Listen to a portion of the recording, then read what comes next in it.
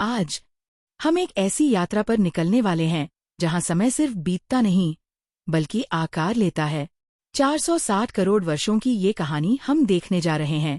यह वही धरती है जो कभी आग की नदियों में बहती थी, आसमान जिसमें पिघले हुए लाल बादल तैरते थे और अंतरिक्ष से टकराती चट्टानों ने इस ग्रह को उसकी पहचान दी। इसके बाद हम उस युग में कदम रखेंगे जहां पृथ्वी के असली दिग्गज डायनासोर राज किया करते थे, और फिर देखेंगे उस विनाश को जिसने उनकी दुनिया हमेशा के लिए बदल दी। लेकिन यह कहानी वहीं खत्म नहीं होती। हम जानेंगे कि कैसे सूक्ष्म जीवों से शुरू हुई जीवन की कहानी इंसानों तक पहुंची और कैसे अफ्रीका से निकलकर हम दुनिया के हर कोने में फैल गए। अंत में हम पहुंचेंगे सिंधु घाटी की उन रहस्यमयी गलियों में जहां सभ्यता आज भी फुसफुसाती है। अगर आपको खोज, रहस्य और विज्ञान से भरी डॉक्यूमेंट्री पसंद है तो चैनल को सब्सक्राइब करें। अब कल्पना कीजिए, 150 करोड़ वर्ष पुरानी पृथ्वी, न कोई आवाज, न कोई जीव, सिर्फ एक जलता हुआ ग्रह। हर तरफ ज्वालामुखी फटते थे, लावा नदियों की तरह बहता था और आसमान धुएं और राख की परत से पूरी तरह ढका था। बारिश, उसका तो नाम तक नहीं। यह पृथ्वी एक आग का गोला थी जहां तूफान हवा को नहीं बल्कि पूरे माहौल को झकझोर देते थे। फिर लाखों वर्षों तक बारिश हुई, इतनी लगातार कि इस जलती सतह का तापमान धीरे धीरे गिरने लगा। पानी जमा हुआ और विशाल महासागर बने। लेकिन जीवन के लिए हवा अब भी उपयुक्त नहीं थी, ये जहरीली गैसों से भरी थी। तभी समुद्र की गहराइयों में एक चमत्कार हुआ। छोटे छोटे जीव जन्म लेने लगे और कुछ ने ऑक्सीजन बनानी शुरू की। बस इसी क्षण ने पृथ्वी की दिशा बदल दी। वातावरण साफ होने लगा, पौधे उगने लगे, जंगल बने और पृथ्वी पहली बार जीवन के स्वागत के लिए तैयार हुई। और फिर आया वह युग जिसने पृथ्वी को सबसे अद्भुत रूप दिया, डायनासोरों का युग।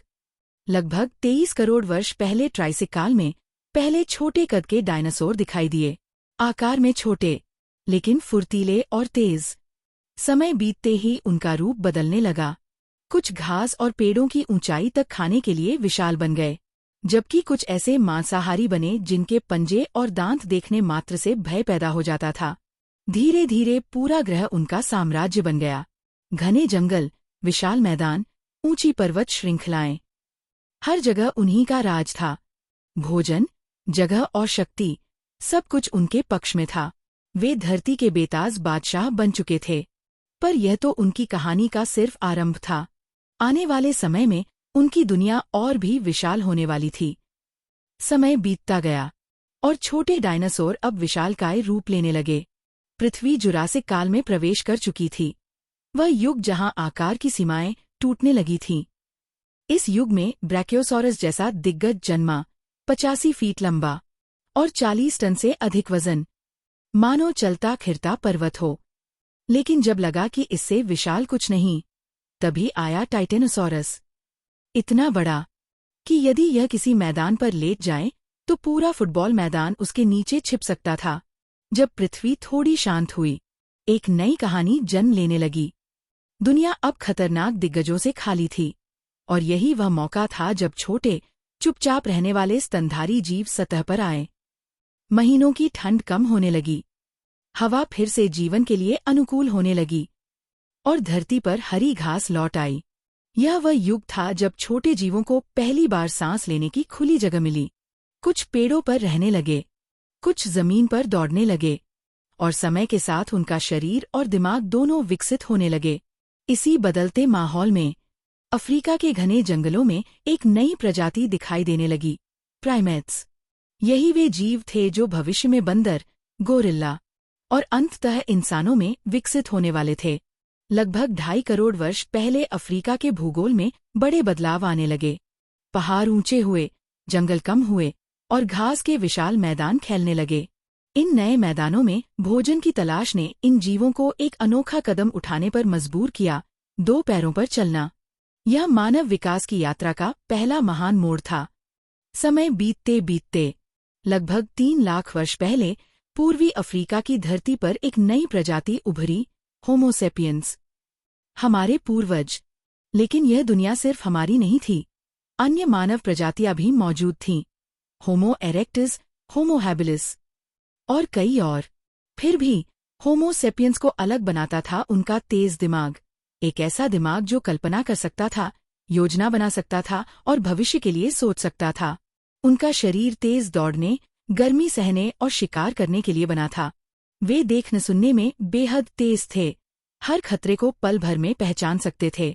उन शुरुआती दिनों में इंसान भटकते हुए जीवन जीते थे, घने जंगलों में घूमते, गुफाओं में रातें बिताते और हर दिन भोजन की तलाश में निकलते। कोई घर नहीं, कोई स्थिर जीवन नहीं, बस एक ही लक्ष्य, किसी भी कीमत पर जिंदा रहना। वे छोटे छोटे समूहों में रहते, 10 से 20 लोगों के बीच। हर कोई मिलकर काम करता, कोई शिकार करता, कोई फल फूल जुटाता, कोई बच्चों की देखभाल करता। न भाषा थी, न नियम, न धर्म, न कानून, सिर्फ भूख, डर और जीवित रहने की अटूट इच्छा। धीरे धीरे इंसान ने सीखना शुरू किया, पत्थरों को घिसकर औजार बनाए, लकड़ी से भाले तैयार किए और बड़े जानवरों को मात देने की रणनीतियां खोजी।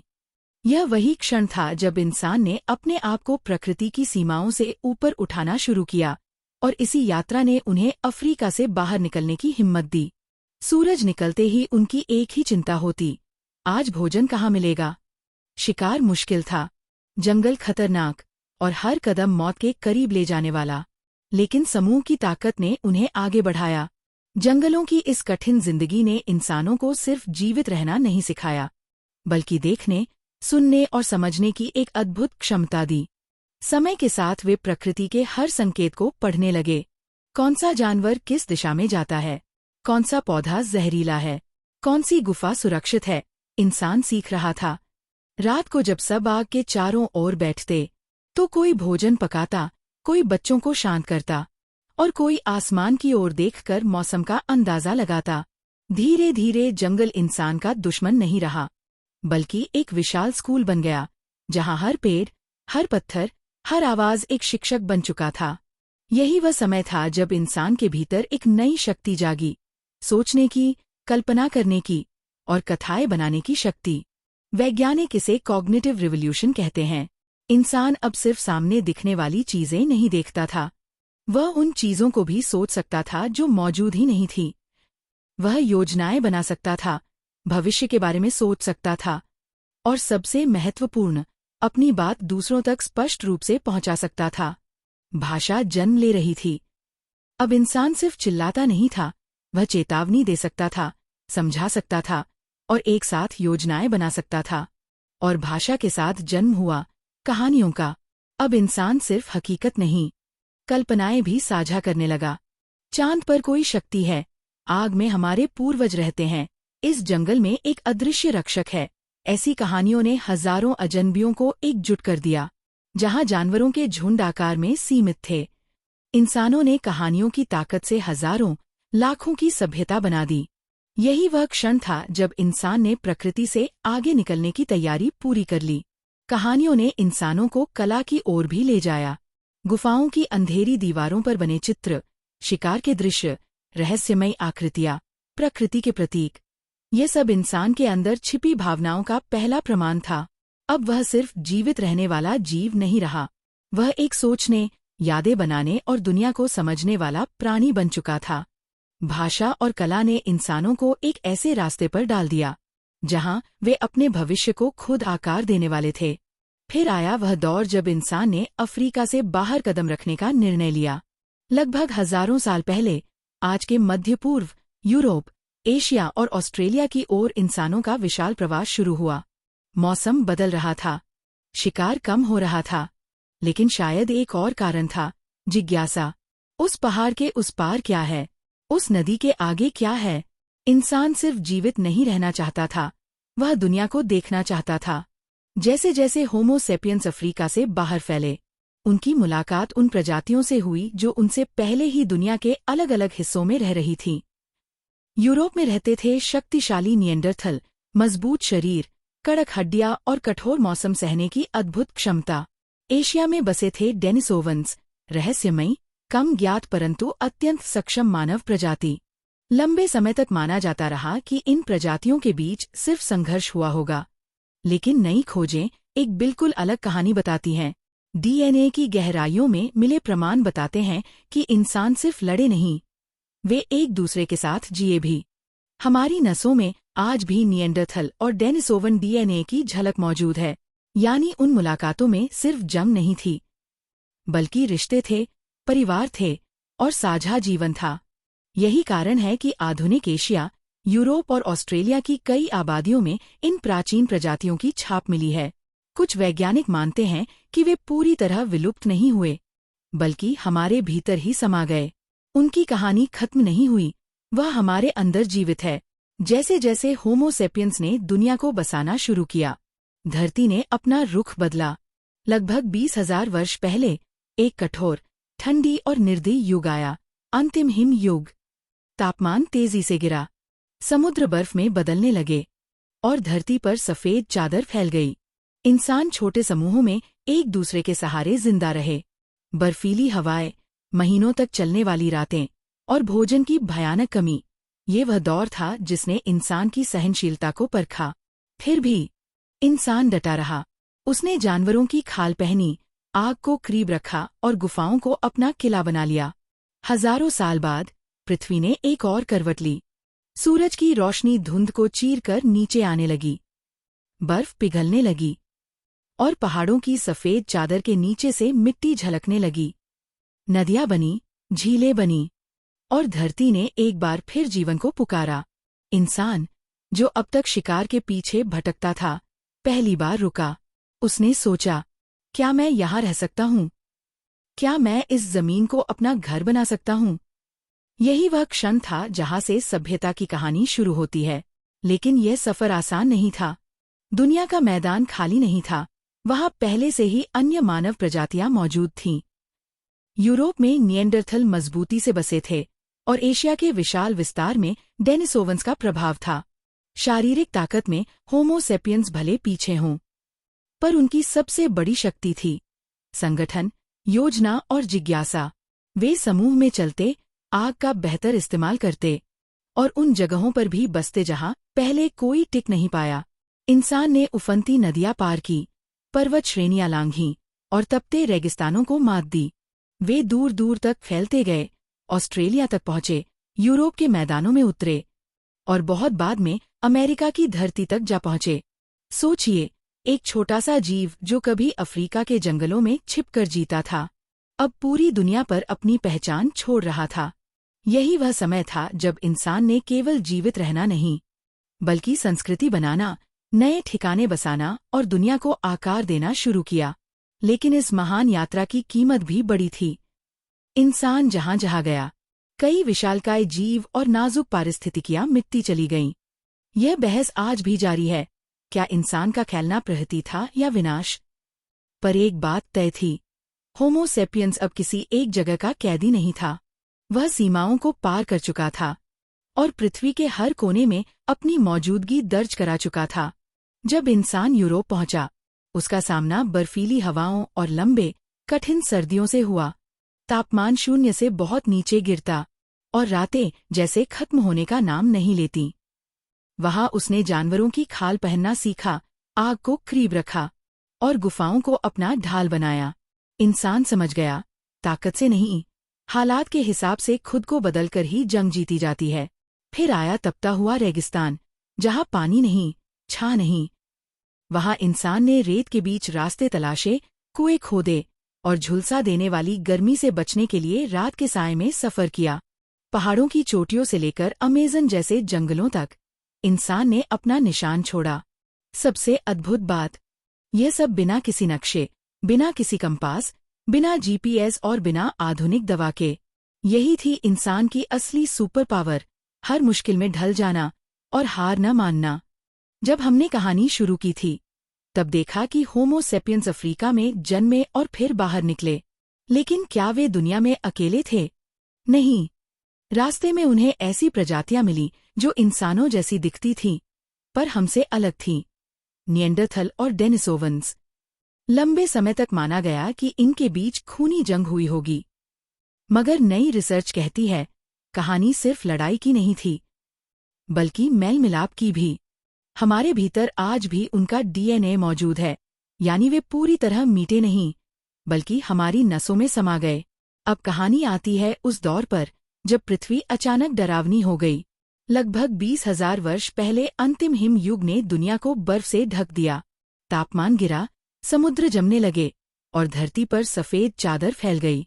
इंसान छोटे समूहों में गुफाओं में सिमटकर जी रहे थे। हर नई सुबह, हर छोटा शिकार एक जीत जैसा था। यह कठिन समय इंसान को थामता भी रहा और सिखाता भी।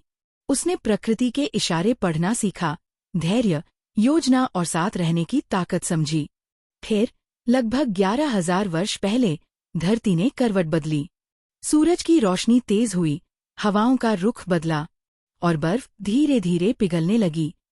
ग्लेशियरों के हटते ही नदियां और झीलें बनी। जीवन के लिए नए रास्ते खुल गए। इंसान, जो अब तक शिकार के पीछे दौड़ता था, पहली बार एक जगह ठहरकर सोचने लगा, क्या मैं यहाँ रह सकता हूँ? सामने फैली हरी घास, साफ पानी और स्थिर मौसम, सबने उसे रुकने के लिए पुकारा। जानवर तय रास्तों पर घूमते, पौधे सही समय पर फल देते। यही वह बीज था जिससे सभ्यता उगी। इंसान ने समझा, उसे अब भटकने की जरूरत नहीं। वह ठिकाना बना सकता है, बीज बो सकता है और जानवरों को अपना साथी बना सकता है। घर का अर्थ पहली बार गहराई से महसूस हुआ। खेतों में अनाज लहलहाया, घरों के बाहर पाले गए जानवरों ने सुरक्षा दी और इंसान के पास समय आया। खाली समय, वह चिंगारी जो नए आविष्कारों को जन्म देती है। कुछ लोग खेती करने लगे, कुछ शिकार पर जाने लगे और कुछ ने कारीगरी में हाथ आजमाया। गीली मिट्टी से बर्तन बने, लकड़ी से सुदृढ़ औजार तराशे गए और सुंदर पत्थरों से गहने गढ़े गए। फिर एक दिन आग के ढेर में एक विशेष चट्टान पिघली और निकला तांबा। यह धातु आकार में ढलती, टिकाऊ थी। तांबे की कुल्हाड़ियां, भाले और चाकू बने और पत्थर का युग धीरे धीरे विदा लेने लगा। इसी दौर में कपड़े बुनने की कला भी निखरी। संस्कृति और पहनावे ने नया रूप पाया। बस्तियां अब सिर्फ घास फूस की झोपड़ियां नहीं रहीं, वे संगठित समाज बनने लगीं। काम का बंटवारा हुआ, कोई किसान, कोई लोहार, कोई व्यापारी। इंसान को समझ आया, पानी ही असली सोना है। नदियों के किनारे की जमीन उपजाऊ होती है, यही बेहतरीन फसलें उगती हैं। और इसी सोच ने जन्म दिया उन महान नदी घाटी सभ्यताओं को जिनका नाम आज भी गर्व से लिया जाता है। सबसे पहले मेसोपोटामिया। आज के इराक की धरती पर बहती थी दो नदियां, दजला और फरात। इनके बीच की उपजाऊ जमीन पर बसे शहर और बेबीलोन, मिट्टी की ईंटों से बने घर, ऊंचे मंदिर जिन्हें जिगुरत कहा गया। यही पहली बार लिखने की शुरुआत हुई। व्यापार के हिसाब और देवताओं की कथाएं दर्ज की गईं और दुनिया का पहला लिखित कानून भी यही तैयार हुआ। फिर सिंधु घाटी सभ्यता।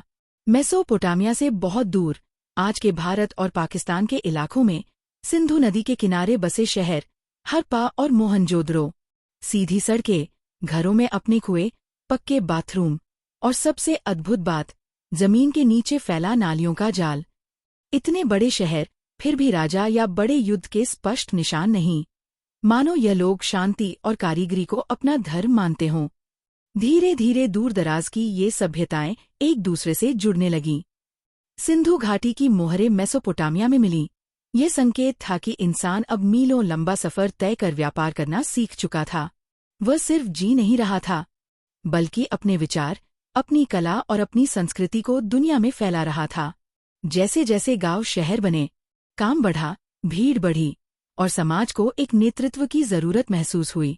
कोई तय करे, कौन खेती करेगा, कौन व्यापार देखेगा, कौन सुरक्षा संभालेगा। यहीं से वर्ग बने, किसान, शिल्पकार, व्यापारी, सैनिक। और इन सबके ऊपर राजा और पुरोहित। सत्ता अब केवल तलवार नहीं, आस्था और कहानियों का भी सहारा थी। मेसोपोटामिया में राजा खुद को देवताओं का दूत कहता, तो मिस्र में तो राजा को ही भगवान मान लिया गया। सिंधु घाटी में तस्वीर कुछ अलग रही। किसी एक शासक का प्रमाण कम मिला, पर उनके शहरों की अनुशासित बनावट बताती थी कि कोई सुव्यवस्थित व्यवस्था काम कर रही थी। यही वह दौर था जब कर, टैक्स, फौज, कानून और महल समाज की धुरी बने। राजा की ताकत केवल सेना से नहीं आती थी, वह आती थी लोगों की साझा आस्था से। जब इंसान ने ईश्वर की कल्पना की, उसने उसी के नाम पर नियम और व्यवस्था स्वीकार कर ली। इसी तरह कहानियां, प्रतीक और विश्वास समाज को एक धागे में पिरोते गए, और इस तरह 407 करोड़ वर्षों की यह यात्रा धधकते लावे से शुरू होकर संगठित समाज तक पहुंचती है। अगर आप इस सफर के आखिरी क्षण तक हमारे साथ रहे हैं, तो टिप्पणी में अपना नाम जरूर लिखिए। जानकर अच्छा लगेगा, इस अद्भुत यात्रा में अंत तक हमारे साथ कौन कौन बना रहा।